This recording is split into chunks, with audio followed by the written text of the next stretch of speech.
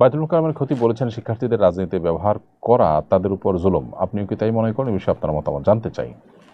প্রথম কথা হলো যে তিনি যে ব্যবহার শব্দটি বলেছেন, যখনই আমরা এই শব্দের দিকে তাকাবো তখনই তার এই কথা আর সাথে আমরা একমত না হয়ে পারবো না কেউই।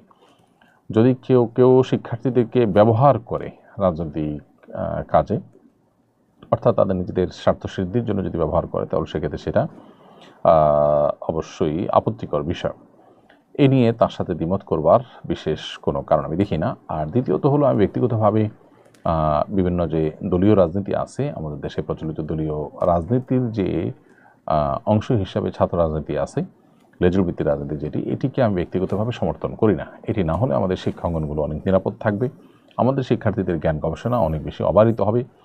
একটা অজুহাত দিয়ে মূলত শিক্ষার্থীদের মধ্যে রাজনীতি চর্চা রাখা হয় যে শিক্ষার্থীরা যদি রাজনীতিতে অংশগ্রহণ করে তাহলে সেক্ষেত্রে তারা তারা পরবর্তীতে লিডার হয়ে উঠবে ইত্যাদি ইত্যাদি। দেখুন, এই যে সর্বশেষ যে ফ্যাসিস্ট সরকারকে বিদায় করার জন্য সর্বস্তরের শিক্ষার্থীরা নেতৃত্ব দিয়েছে এবং তাদের আত্মত্যাগ তারা করেছেন এবং তাদের অবদান যে ছিল, এখানে আপনি কি বলবেন?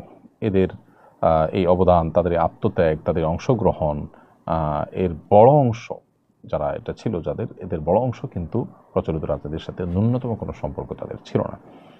খুব সীমিত বা অল্প সংখ্যক শিক্ষার্থী হয়তো প্রচলিত রাজনীতির সাথে সম্পর্ক ছিল। তাহলে তারপরও যদি তারা একটা জাতীয় রাজনীতিতে এত বড় ভূমিকা রাখতে পারে, তাহলে বোঝা গেল যে লেজুর ভিত্তিক রাজনীতি, ছাত্র রাজনীতি না থাকলে যে শিক্ষার্থীরা দেশের জন্য কোনো অবদান রাখতে পারবে, এটা বিশ্বাস করি। এটা আমার একান্ত ব্যক্তিগত মত।